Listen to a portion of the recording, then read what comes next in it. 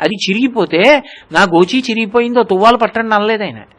ఆ రక్కసి పొదల్లోకి వెళ్ళి ఒక రక్కసి ముళ్ళు తుంపి ఆ ముళ్ళుతోటే ఇంకో ముళ్ళుకి కన్నం పెట్టి గోచి ఊడదీసి అందులో దారాలు తీసి దారం రక్కసి ముళ్ళు సూదిలోకి ఎక్కించి చిరిగిపోయిన చోట కుట్టేసుకుని గోచి పెట్టుకుని ప్రదక్షిణం చేశారు. ఇది లేదన్నమాట బ్రహ్మవేత్తకుండదు. అందుకే అటువంటి వారి పేరు స్మరిస్తే పుణ్యం. అటువంటి వారి పేరు తలవడం అంటే మాటలండి. అటువంటి వారిని తలుచుకుంటే చాలు పుణ్యం. కుచేలుడు అంటే శరీర భ్రాంతి లేనివాడు, పైకి చిరిగిపోయిన బట్ట కట్టుకున్నవాడు కాదు. అసలు చేలమేది? ఈ శరీరమే ఒక బట్ట. ఇది దేన్ని కప్పింది? ఆత్మని కప్పింది. ఈ శరీరమునందు భ్రాంతి లేదు.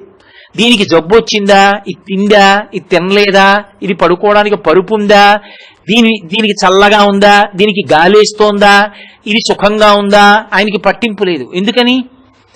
లోపల ఉన్న ఆత్మతో పరమేశ్వరుడితో కలిసి ఎప్పుడు రమిస్తూ ఉండేవాడు. అంతటి మహానుభావుడు, నిత్యతృప్తుడు. ఇది లేదన్న మాట తెలియదు. ఆయనకి తెలియకపోతే గొడవ వదిలిపోయింది. భార్య అలా ఒప్పుకోదుగా లోకంలో. ఇలా కూర్చోపెట్టి సాక్షాత్తు ఆదిలక్ష్మి అనగ ఆదిలక్ష్మి అయిన రుక్మిణితోడ క్రీడ సల్పుచున్న కృష్ణు చూచి పట్టణంబులోని ప్రజలుల్లసిల్లిరి ప్రీతులగుచు ముక్త భీతులగుచు అన్నారు భాగవతంలో.